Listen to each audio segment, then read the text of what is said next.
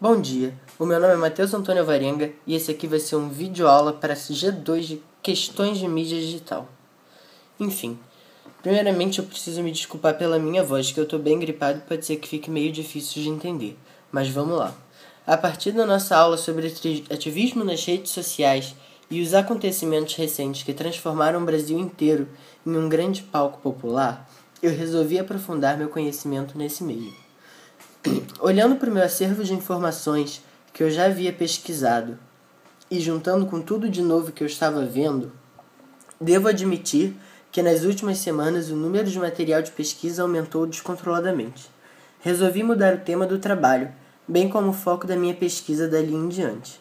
Esse videoaula, então, será sobre o ativismo no campo virtual, abrangendo as redes sociais, mas também relevando outros pontos que eu considerei importantes sobre o ativismo na internet em geral. Começando com uma historinha básica sobre a internet, porque eu acho que vai ser uma base importante para o que eu vou falar. A internet foi criada inicialmente pelos cientistas militares dos Estados Unidos durante a Guerra Fria, para ser uma rede de troca de informações protegida da espionagem soviética.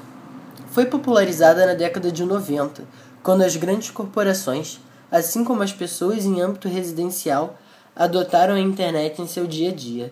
Desde então, vemos um enorme crescimento na porcentagem anual de novos internautas. Atualmente nós temos uma estimativa de 2 bilhões de internautas ativos acessarem a internet em uma média de 5 vezes por semana. Enfim, 2 bilhões de pessoas, de internautas ativos, corresponde a 30% da população mundial. É bastante gente, mas enfim, mesmo assim, é engraçado você pensar que só 30% da população mundial é internauta ativo. Como para mim, por exemplo, eu não vivo sem internet. Mas tudo bem, continuando. Atualmente, a internet faz parte integral da vida do ser humano. Apesar de ainda lutarmos no Brasil pela inclusão digital, essa ferramenta revolucionou a forma de nós pensarmos, como agimos, como nos organizamos, como nos comunicamos e principalmente como nós nos relacionamos uns com os outros hoje em dia. Além disso, essa tecnologia possibilitou a democratização da informação, pois agora cidadãos comuns têm um espaço para serem ouvidos, já que ela possibilita a participação do usuário, que deixa de ser passivo, como acontecia em outros meios de comunicação, como o rádio e a televisão. Embora muitos pensadores defendam que a internet pode conduzir ao isolamento social, as redes sociais são plataformas que podem servir para unir internautas com ideias semelhantes. Todos nós sabemos que a internet é uma fonte inacabável de informação e que nela tem informação sobre tudo. Sendo assim, como toda informação está na rede para ser usada pelo cidadão que bem entender, os ativistas se apropriaram dessa nova mídia para disseminar informação, organizar e mobilizar a população.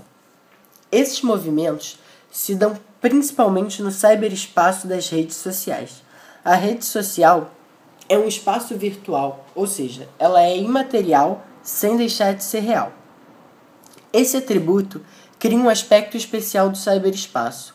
Ele se torna um território estruturalmente descentralizado que quebra as barreiras de nação e acaba atingindo o globo.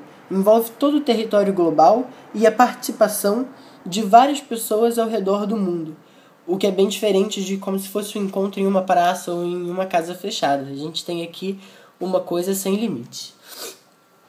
Daí temos que, apesar de cada rede social ter sua própria regra, elas são apenas ferramentas, pois o conteúdo inteiro das redes sociais é formado pela nossa ação dentro delas. Por causa disso, a rede assume algumas características. Ela é um espaço flexível, reversível, modificável, de construção coletiva, horizontal e compartilhada. É bonito, né? Mas enfim. Essas 3 últimas características tornam a rede um local sem hierarquia, porque todos nós temos os mesmos direitos no campo virtual. E é exatamente por isso que a rede é o local perfeito para os ativistas exporem livremente suas ideias, atingindo números inimagináveis de locais e pessoas. Atualmente, muitas das manifestações sociais começam na internet e depois se estendem para as ruas. Essa característica da era da informação é o que tem sido a assombração das autoridades mundiais. Basta fazermos um pequeno levantamento das grandes manifestações populares que aconteceram ao redor do mundo nos últimos tempos. A maioria, se não todas, tem um fato em comum, que foi a internet como principal meio de divulgação da causa, bem como mobilização para uma ação social mais séria. Em 2011, por exemplo, a Primavera Árabe mostrou ao mundo todo o poder e a importância que o cyberespaço tem no ativismo da nossa era. Mesmo diante de um regime autoritário, o Egito e a Líbia se uniram no cyberespaço, porque se eles quisessem se unir em qualquer outro lugar, eles não teriam como, eles seriam reprimidos pelas autoridades locais.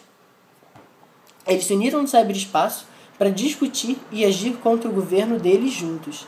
E não foi à toa, porque os ditadores que estavam lá há várias décadas acabaram sendo pressionados na parede. Outro exemplo está bem na nossa frente. Todas as manifestações que estão acontecendo no Brasil inteiro, tiveram suas sementinhas plantadas no cyberespaço. E nenhum de nós pode negar que o Facebook e o Twitter e todas essas redes sociais de participação instantânea, onde você pode postar coisas que são lidas ao mesmo tempo, basicamente sem nenhum delay, é por causa disso que nós conseguimos ter um movimento do tamanho que nós tivemos. A gente teve espaço para divulgação, a gente teve um espaço sem passar pelo manejamento da mídia brasileira. E foi a ferramenta mais importante e indispensável para que tudo que a gente tem feito desse certo.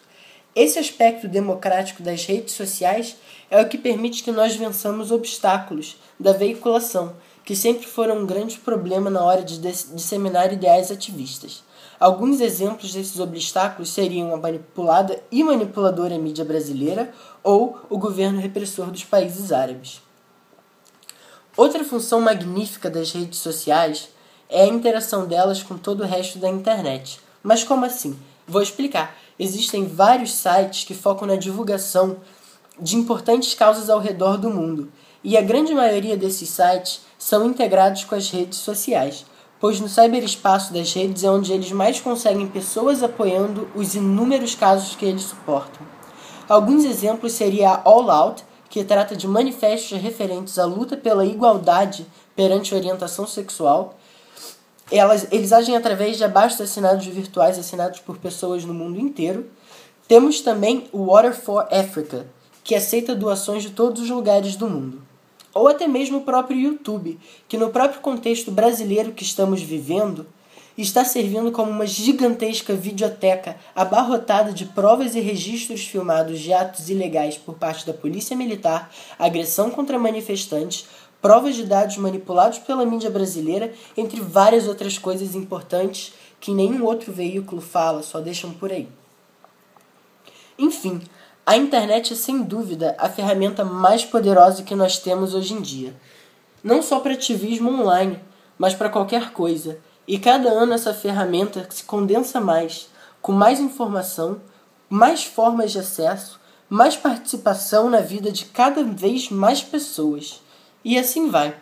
Meu trabalho se encerra por aqui, mas boa internet para todas vocês.